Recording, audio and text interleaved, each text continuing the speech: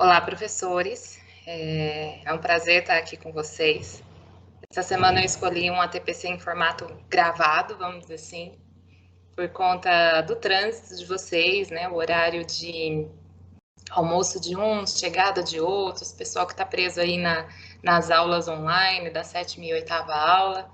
Então, eu preferi deixar aqui com vocês essa gravação do nosso ATPCG, tá bom? Para não passar em branco, então a gente começa aí a nossa formação, tá? Hoje eu pretendo falar com vocês um pouquinho sobre educação especial e a importância disso em relação ao nosso trabalho enquanto profissionais, tá certo? E aí, como os nossos objetivos hoje, pessoal, são retomar os conceitos sobre atividades adaptadas. Então, a gente pensar aí sobre o que é uma atividade adaptada, qual é a importância disso para um aluno, refletir sobre a adaptação curricular e as atividades que se apresentam para os alunos público-alvo da educação especial, que a partir de agora a gente vai chamar PAEE, tá? Da nossa escola. Realizar uma pesquisa rápida sobre os diagnósticos dos nossos alunos, público-alvo dessa educação especial. Então, a nossa ideia é que a gente consiga fazer um levantamento básico, né, dos relatórios médicos desses alunos, para que cada um entenda o que é a singularidade de cada aluno e reavaliar as atividades elaboradas para esses alunos na educação especial.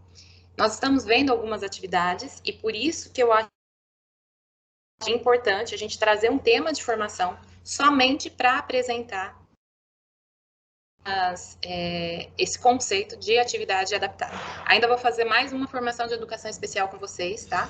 Mas o meu objetivo na próxima formação é a apresentação de documentação para os alunos público-alvo de educação especial. Ok? Tudo bem? Vamos lá então, pessoal. Antes da gente começar, eu trouxe uma sensibilização para vocês.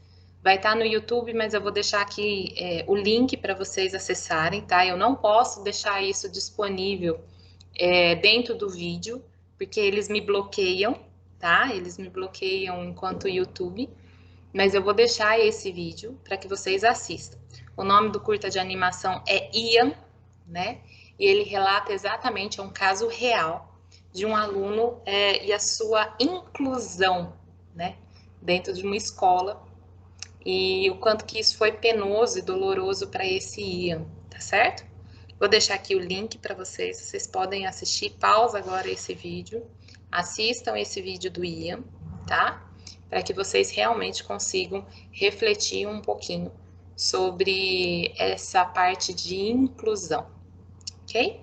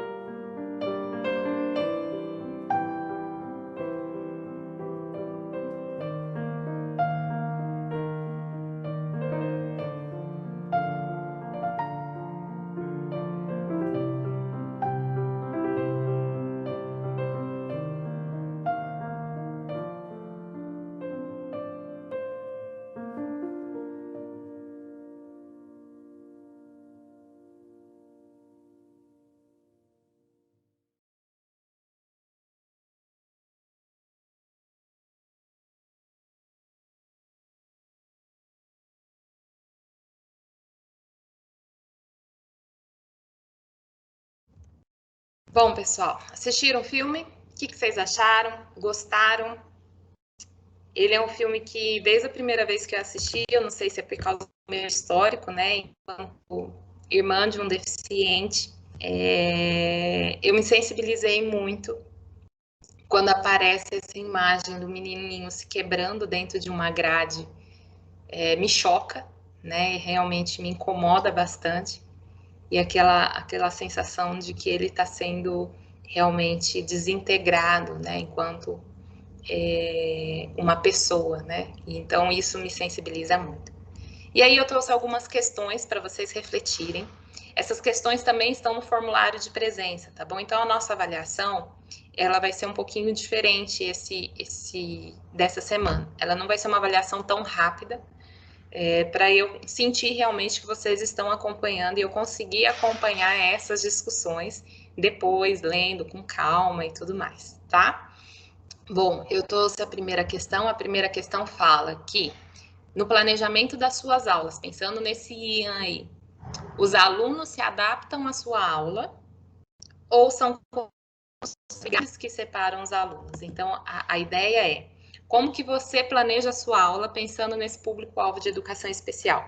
Você planeja uma aula em que o aluno ele se sente pertencente dentro do currículo, dentro daquilo que você está falando, ou você construi um muro com uma atividade completamente distante daquilo que você está falando? Então, as suas aulas, como é que são?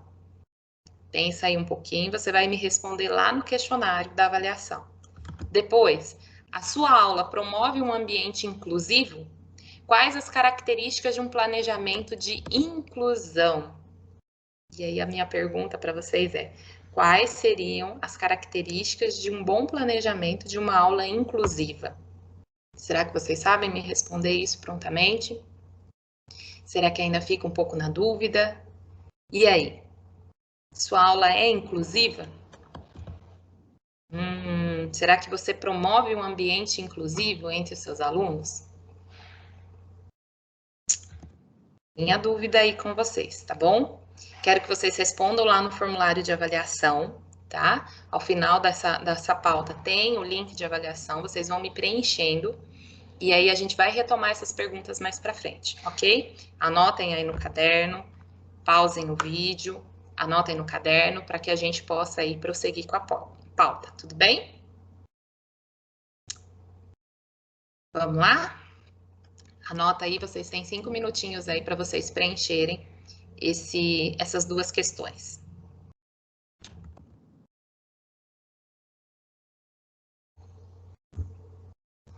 Bom, pessoal, e aí? Conseguiram? O que acharam? Tá dando para vocês desenvolverem bem? Sei que é um modelo um pouco diferente, né? Mas é a forma que eu tenho de acompanhar, né, o desenvolvimento e aquilo que eu estou propondo para vocês, as discussões que a gente não tem ao vivo. Então, essa é a ideia de passar para vocês o formulário, ok? Bom, pensando nisso agora, eu trouxe para vocês um texto, tá? Da Paula Calçade, tá? Ela foi escrita em 2018, que elenca alguns pontos para uma educação inclusiva. É um texto muito bom, tá disponível lá no site Nova Escola, tá? E eu considerei ele bastante interessante para a gente pensar em como montar essa atividade curricular de forma realmente eficaz para os nossos alunos. Primeiro ponto que ela destaca, né, e aí tá depois o link para vocês consultarem, lerem ele com calma e tudo mais, é que não necessariamente os alunos portadores de necessidades especiais, vamos dizer assim, público-alvo da educação especial, ele necessita de um professor especializado. Não é toda a especialidade que exige um professor especialista em sala de aula. Então, todos nós, enquanto professores, podemos fazer essa adaptação curricular. Então, essa é a ideia quando ele fala que não é necessário um professor especialista. Logicamente, dependendo da necessidade especial que aquele aluno precisa, né, aquele atendimento especializado, nós estaremos fazendo encaminhamento dele para a sala de recursos. Mas considerando a individualidade do ser, todo aluno ele tem direito, tá, a receber uma educação que seja equalitária, vamos dizer assim, que é a ideia de serem iguais, que sejam justamente, né, pensados numa justiça social em que todos recebam uma educação de qualidade, ok? Outra coisa é a sala de recurso. As salas de recursos são ambientes especializados, né, privilegiados, que apoiam e auxiliam o desenvolvimento dos alunos, né? E que sim, ele deve ser trabalhado em parceria para o trabalho do docente regular. A sala de recurso, quando o aluno ele tem um atendimento na sala de recurso, o desenvolvimento dele é muito maior do que um atendimento de um aluno que não frequenta uma sala de recurso, dependendo do grau de limitação que ele tem. Tá bom? Então, sim, é necessário esse incentivo do professor, é necessário que o professor sim tenha esse contato, que saiba se ele quer realmente buscar essa sala de recurso, incentivar ele a levar as questões a serem trabalhadas na sala de recurso, para que realmente seja uma parceria e que não seja um trabalho estanque, né? Um trabalho que aqui eu faço uma coisa e lá na escola onde ele tem sala de recurso, eu faço outra completamente diferente. Lógico, nós, enquanto profissionais da educação, em que temos que dar conta de uma quantidade enorme de coisas, nós não vamos dar o atendimento especializado que um professor formado específico para a área vai conseguir. Mas a gente também precisa entender que esse trabalho precisa estar em sintonia e não somente um trabalho dividido, vamos dizer assim, né? Um trabalho estanque, um trabalho separado, mas que seja um trabalho congruente, porque o aluno é um só, tá? E o nosso objetivo é que os alunos, público-alvo da educação especial, sejam realmente alunos autônomos e independentes e solidários, assim como qualquer outra criança que adentra a nossa escola e que precisam realmente trabalhar essas competências, tá certo? É mais complicado? Sim, eles precisam de uma atenção especial, tá? Mas é importante que a gente desenvolva principalmente essa autonomia do aluno que é portador de necessidades especiais. Outra coisa que é interessante nesse texto da Paula é que o MEC recomenda que, na medida do possível, o currículo seja o mesmo para a série A, mas utilizando adaptações quando necessárias. E aí é um ponto importante, pessoal. Não é para eu trabalhar coisas completamente alheias ao currículo, né? No 7º ano, no 8º ano, no 6º ano, o que o aluno precisa saber? Então, é eu pensar no nível de sobrevivência dele. Por exemplo, se eu estou lá em matemática, na aula de matemática, o que ele precisa saber bem para ele estar inserido nessa sociedade? Então, não é uma atividade completamente alheia. Não, eu vou pegar uma atividade que eu achei na internet, vou copiar e vou colar. Não, pessoal. É o que ele precisa minimamente para sobreviver nessa sociedade. E aí fica a dúvida para vocês. Será que as minhas atividades estão sendo pensadas nesse ponto? O currículo ele não vem com uma base, a ideia de base é o firmamento, aquilo que está antes, né, da construção. A base aos meus alunos. O que eu preciso ensinar ao meu aluno, basicamente, para que ele tenha aí uma convivência digna nessa sociedade. Eu preciso trabalhar leitura, preciso trabalhar interpretação, preciso conjugação de verbo, eu preciso apresentar os aspectos históricos, precisam ser todos, não precisam, eu preciso trabalhar a parte geográfica, sim, ele precisa sobreviver nessa sociedade, ele precisa aprender a ideia de filosofia, sim, ele precisa também entender que existe toda uma teoria que embasa, talvez ele não entenda minimamente todos os conceitos, mas eu preciso trabalhar basicamente as competências do currículo e as habilidades do currículo, pessoal. Então, isso é um ponto muito importante que eu gostaria de frisar com vocês. Não é uma atividade aleatória, mas é uma atividade para a série ano que o aluno necessita. É necessário estudo e pesquisa sobre cada grau de necessidade dos alunos. Pessoal, vocês conhecem os alunos que vocês estão preparando a atividade? Esse aluno, vocês já conversaram com ele? Vocês têm noção de qual que é a fragilidade desse aluno? Não dá para descobrir isso do dia para a noite, tá? Então já começa por aí. A gente agora está num momento de distanciamento social em que a maioria desses alunos não estão frequentando as aulas, fica mais difícil ainda a gente conhecer. Mas a ideia é, eu consigo ter informações mínimas daquela doença, daquela complexidade, daquela dificuldade que o meu aluno tem? Eu tenho feito essa pesquisa? Ou eu tenho feito só atividades porque alguém está me pedindo? Eu estou atendendo esse aluno de forma justa e equalitária? Eu queria que vocês pensassem isso, tá? Me lembro de uma situação em que eu, como irmão de um deficiente, né? Eu ia muito nas reuniões do meu irmão, tá? Eu sou 1 ano e 8 meses mais nova que meu irmão. E eu sempre fui, né? A minha mãe sempre falou que eu sempre fui mais para frente, meu nível de ansiedade sempre foi maior. E o que acontecia? Eu ia nas reuniões do meu irmão. Meu irmão era uma série à frente da minha, e eu sempre ia, eu sempre conversava, eu sempre passava para os professores o caso do meu irmão. Meu irmão ele não tinha nenhuma limitação cognitiva, muito pelo contrário, ele tem essa facilidade com números, com dados, com informações muito grande. Só que o meu irmão, ele tem dificuldade na fala e na audição. Né? Eu não sei quantos sabem, mas a história do meu irmão, a primeira semana de vida, ele teve icterícia, e a icterícia, ela lesionou o cérebro, ele foi caso de estudo na USP, em São Paulo. Eu sou natural de São Paulo. E aí cresceu uma mancha no cérebro dele. Ele fez todo o estímulo. Meu irmão era para ter expectativa de vida até 16 anos. Meu irmão hoje ele tem 35 anos. Tá? Então, assim, ele chegou no máximo do desenvolvimento dele. Isso tudo uma luta muito grande da família, a gente sempre buscando. Meu irmão é um orgulho para nós, né? Em tudo aquilo que ele conquistou e que ele ainda vai conquistar.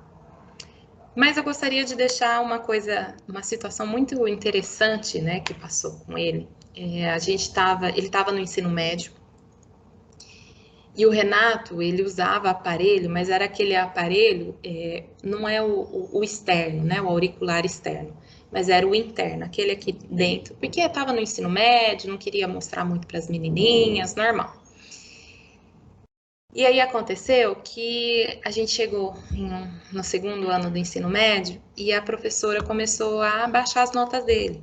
Infelizmente, era uma professora de matemática. E aí ela começou a sempre dar nota muito vermelha para o Renato.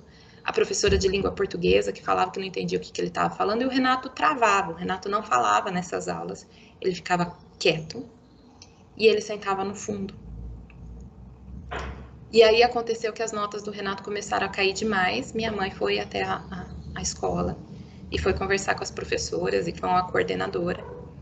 E aí falou, olha, o que está acontecendo? As notas do Renato estão caindo, ele não está querendo voltar na escola, ele está sendo vítima de bullying o tempo todo.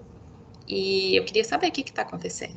E aí as mães falaram, não, mas o Renato não presta atenção, o Renato fica lá quieto, o Renato não fala nada e tudo mais. Aí minha mãe falou, bom, então, vocês sabem que o caso do Renato, ele é um deficiente auditivo, ele tem dificuldade de fala e que exige não uma atividade adaptada, mas uma atenção maior para que pelo menos o Renato pudesse ter todo esse histórico, né? Esse acompanhamento um pouco diferenciado, vamos dizer assim. Não precisa ninguém adaptar nada, porque o Renato nunca precisou de adaptação curricular. Mas vocês sabem que o meu filho é assim. E aí a cara de surpresa das professoras foi muito interessante, porque ninguém da sala sabia que o Renato era portador de necessidade especial. Ninguém nunca tinha reparado que ele usava um aparelho auditivo. E olha que o Renato ia sem capuz, sem nada e tal, e ninguém nunca parou para olhar. E aí é isso que eu tô contando um pouquinho da minha história. A gente tem parado para olhar esses meninos? A gente tem parado para saber quem são eles? Quem é Lucaian? Quem é Miguel? Quem é a Sabrina? Quem são esses meninos? Ah, eles têm um enorme histórico. A gente é novo na escola, realmente. Eu sou nova na escola, não conheço todo mundo, mas eu já tive contato com o Miguel, até porque ele vem aqui com uma certa constância. E aí, pessoal? Eu sei quem é, Eu sei quais são as fragilidades dele. Quem são esses meus 10 alunos da Escola Luiz Pari de Cinelli? Eu, às vezes, não dou aula para todo mundo, mas eu tenho alguns alunos com portador de necessidades especiais. E alguns que eu vou observar que ele tem alguma dificuldade. E é esse o carinho que eu estou pedindo para vocês, para que a gente olhe, observe, realize esse momento de socialização. Pessoal, será que esse menino está assim, assim, assim? Será que ele aparenta alguma coisa? Ele tem alguma dificuldade? Conversa com seus colegas sobre esses alunos, tá? Para a gente poder atender eles de forma mais justa possível, mais equalitária possível, tá bom? Outra coisa que essa autora vai falar também, que é um erro permitir que os alunos cheguem ao ensino médio sem serem alfabetizados. Há um tempo atrás era uma prática constante, né, da educação, fazer a terminalidade dos estudos, era um termo que utilizava-se. E hoje em dia não é mais possível fazer a terminalidade, só que ao mesmo tempo os alunos vão passando, e muitos alunos não são nem ao menos alfabetizados. Então, será que eu estou oferecendo justiça para esse menino? Quando ele sair do ensino médio, ele vai conseguir acompanhar a sociedade? Porque essa é a nossa última chance com ele. Será que quando eu pego lá o Lucaian e o Miguel, que já estão no ensino médio, eu soltar ele agora, a partir de agora, no mundo, eles vão conseguir sobreviver? E aí, pessoal? Queria que vocês pensassem nisso. Essas atividades que eu estou fazendo estão ajudando ele a conviver em sociedade, a viver de forma igual, a ele conviver num mundo maluco que a gente está vivendo? É para se pensar, tá? Bom, depois a gente tem aqui o texto, tá bom? Vocês podem ler o texto na íntegra, é muito bem construído. E aí existem algumas recomendações na formação da diretoria de ensino de Franca, tá? A primeira delas é que a documentação do aluno seja preenchida corretamente. Essa é uma parte que me cabe, tá? É uma parte dela, de fazer a anamnese com todos os alunos, tá?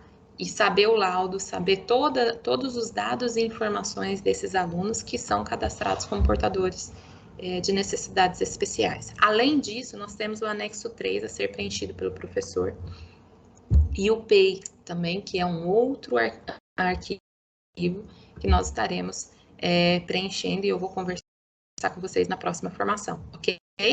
Então, são arquivos e documentações a serem preenchidas corretamente. Elas precisam ser disponibilizadas num drive em que a diretoria de ensino estará realizando esse acompanhamento síncrono, tá? Então, todos os alunos da educação especial deverão fazer um portfólio e deverão ter toda a sua documentação completa nos registros da escola, ok? Outra coisa também é que as atividades adaptadas devem considerar as habilidades mínimas para o aluno desenvolver a sua autonomia frente à sociedade que nos cerca. Pessoal, é o conhecimento mínimo. O que ele precisa para sobreviver? Então, quando eu tenho lá um aluno, o que ele precisa reconhecer historicamente para ele entender essa sociedade? Ele precisa entender o direito à volta, ele precisa entender a cidadania dele, aonde ele procura, por que existe prefeito, por que existe essa condição democrática onde ele vive. Então, essas coisas, eu estou falando de história, mas muito minimamente. Geografia, ele precisa se localizar, ele precisa saber onde é o bairro, onde é o centro da cidade, como ele faz para pegar um ônibus, como ele precisa se locomover dentro da cidade. Se eu tenho o componente de língua portuguesa, ele precisa ler, ele precisa interpretar, ele precisa saber se expressar através da escrita. Em matemática, ele precisa saber fazer contas, multiplicação, divisão, coisas básicas para ele sobreviver neste mundo. Se eu soltar um desses nossos alunos da educação especial, um dia, no centro, sem pai e sem mãe, ele sobrevive? E essa é uma dúvida e uma angústia muito grande, pessoal. Os pais, um dia, eles vão faltar. E aí? Quem vai cuidar desse menino? Vai ser um irmão, um tio, provavelmente, que vai cuidar, vai dar um amparo ali. Mas será que esse tio, esse irmão que vai conseguir cuidar, vai cuidar dele pro resto da vida? qual é o sentimento de autonomia desse menino, o que a gente trabalhou, não só nós, né, a família em parceria, logicamente, mas nós, enquanto profissionais aí da educação, conseguimos oferecer subsídios mínimos para ele sobreviver nessa sociedade. Então, são coisas que nós precisamos nos preocupar, tá? Nós precisamos nos amparar para realizar esse tipo de instrução para os nossos alunos. Outra coisa também, pessoal, é que é necessário ter cuidado para que as atividades não sejam infantilizadas. Eu estou vendo muita atividade infantilizada. Atividade que são colhidas na internet, desenhos infantis, quebra-cabeça sem nexo, atividade sem contexto, sem habilidade. Significa que eu só preciso ter figuras, não é isso? Pode ter uma figura, mas entendam que também uma figura, sem nenhum sentido, ela é somente uma figura. Então, tomem cuidado quanto a isso. Tomem cuidado, recortem a imagem. Se eu preciso de um gráfico, se eu preciso de uma imagem, não coloca ela inteira.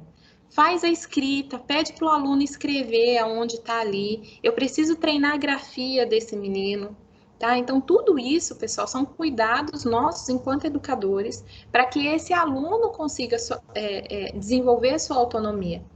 Será que se eu colocar um mapa de qual é o trecho da casa dele, ele identificar esse mapa, depois aonde ele vai pegar ônibus, onde ele vai sobreviver, onde ele vai trabalhar, será que ele vai saber ler um contrato de trabalho, a carteira de trabalho? Esses são elementos mínimos de sobrevivência na nossa sociedade. E é importante que nós, enquanto educadores, começamos a trabalhar essa autonomia deles, tá certo? E que devemos considerar a habilidade específica para o ano sério do aluno. Eles têm mais dificuldade? Tem. Eles precisam de uma atenção especial? Precisam. Mas sempre que puder, pessoal, tentem trabalhar isso dentro da sua série ano, tá bom? São cuidados, são dificuldades, pontos de atenção que cada um de vocês deve ter ao elaborar as suas atividades, para que realmente os alunos consigam essa autonomia e consigam realmente realizar um trabalho de excelência junto com esse público-alvo, tá certo? É um público mais complexo, tá? E é importante que a gente tenha todo esse amparo e esse cuidado, né, de desenvolvimento com competências básicas dele, para ele sobreviver nessa sociedade. Então, se eu estou falando de corpo humano, o que é o cuidado de higienização, o que é o cuidado de trato, de autocuidado, de socialização, de percepção do psicológico, que também precisa ser cuidado. Então, tudo isso, pessoal, a gente precisa cuidar com muito carinho. Eles necessitam de uma atenção maior. Nós estamos com uma enxurrada de coisa, eu sei, tá? Tanto que eu tô gravando isso aqui na plena terça-feira e não numa segunda. A gente precisa dar conta, mas a gente precisa também atender, porque nós somos a última chance desse menino. E eu gosto muito de pensar nisso, porque meu irmão é uma exceção que conseguiu cursar uma faculdade, porque tinha uma família que amparava e que tinha, principalmente, uma família que sempre apoiou ele, para ele ter uma autoestima para terminar a faculdade. Mas quando chegou na faculdade, os professores não queriam deixar ele formar.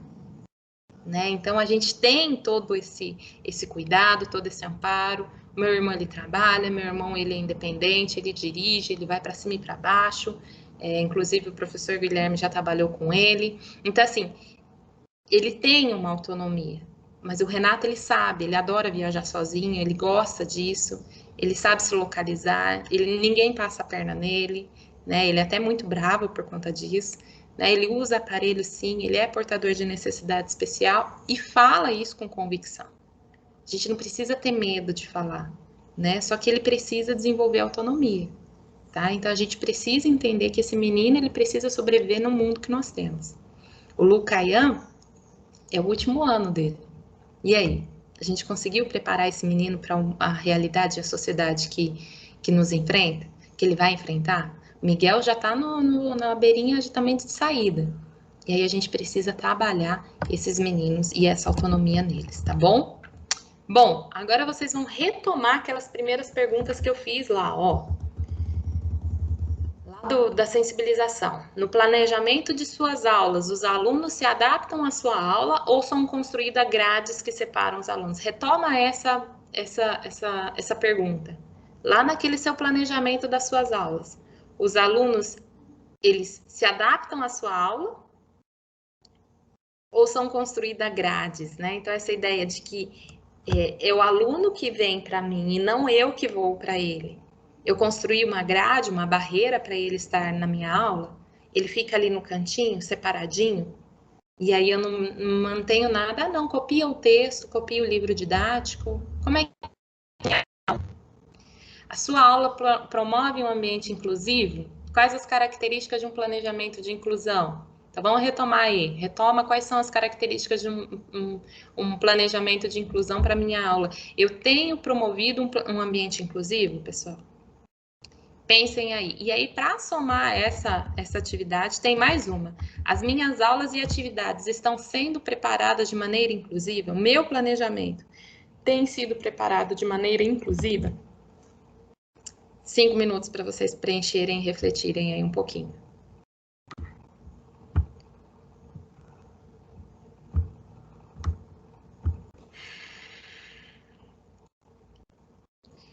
E aí, pessoal, conseguiram refletir?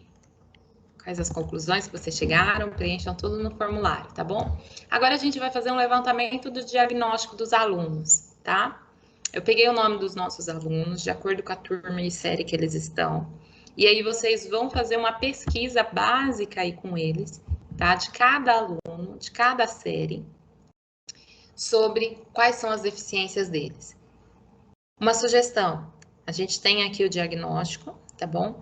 Peguem o CID 10 é uma catalogação das doenças internacionalmente, né? Então, qual é o código daquela doença internacionalmente, para quem não sabe o que é o CID 10.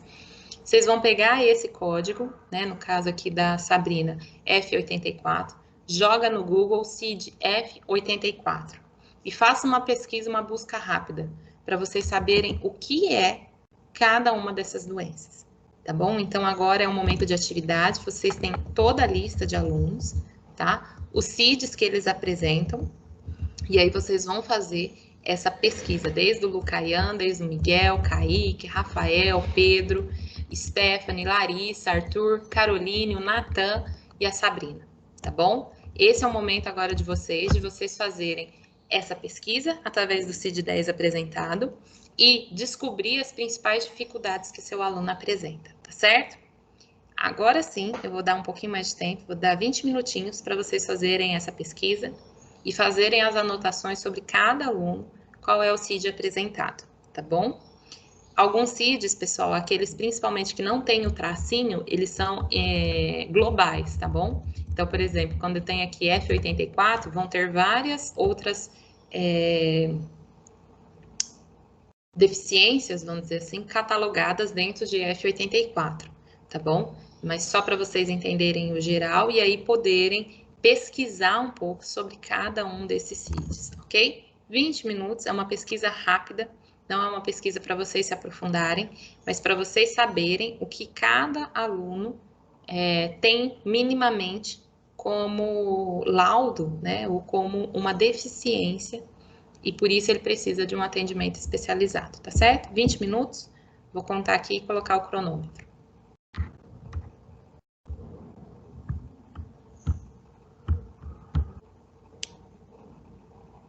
Vamos lá, passados 20 minutinhos, e aí? Pessoal, agora o item 6 da nossa pauta é, a partir da pesquisa dos alunos que você ministra aulas, observe as atividades adaptadas já enviadas por você para a coordenação e reflita. Então, agora é uma autoavaliação, é vocês avaliando as atividades que vocês têm enviado. As atividades elaboradas por mim, enquanto professor, visam o desenvolvimento de habilidades do currículo? Como que eu tenho elaborado essas atividades? Pensem aí. Quais são as habilidades importantes para a adaptação curricular do meu ano para o público-alvo de educação especial? Então, quais são as habilidades importantes? Eu já selecionei quais as habilidades mínimas que ele precisa? Realize anotações em seu caderno para realizar uma avaliação eficiente do seu aluno com portador de necessidades especiais. E aí a ideia é, criem aí um nome, coloca o que você, naquele seu conteúdo, ano série, O que eu preciso fazer minimamente para que esse aluno atinja aí essas habilidades mínimas para que ele sobreviva na comunidade. Então, se eu sou da área de humanas, qual é as habilidades mínimas? Quais são as habilidades mínimas que ele precisa em matemática? Quais são as habilidades mínimas de língua portuguesa? Ele já domina isso? Não, ele não domina. Então, o que eu posso fazer para trabalhar isso? Qual é a minha função enquanto profissional da educação? Como que eu posso trabalhar isso com esse aluno? É difícil? É difícil, tá? Mas é isso que eu quero que vocês reflitam. Reflitam sobre essas habilidades e esses alunos que precisam de um atendimento realmente individualizado, pensado em todas as suas características, em todas as suas limitações. Como que eu posso adequar o meu currículo a esse aluno? Isso é adaptação curricular, é eu pegar o meu componente curricular e adaptar ele para a singularidade de cada aluno, ok?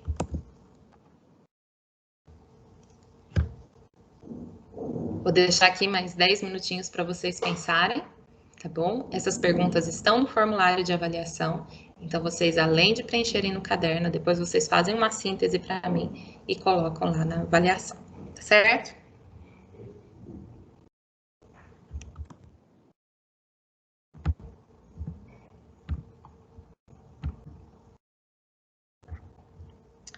Pessoal, vamos lá, a última parte? Sistematizando. O que foi bom para vocês nessa formação? Indique aí alguns pontos que você considerou relevante durante essa formação. Vocês viram que é uma formação muito mais vocês fazendo, tentando deixar aí mais mão na massa para vocês, tá? Mas o que foi importante? O que você pode levar aí de conhecimento para o seu futuro?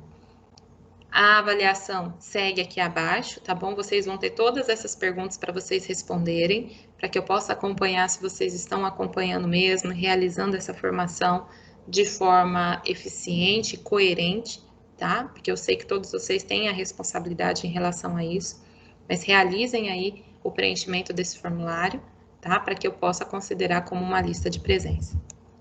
Existem 2 textos, esse da Diversa, sobre educação inclusiva, eu vou estar trabalhando com vocês na próxima formação, tá? E aí a gente vai retomar os documentos necessários para o público-alvo da educação especial, ok?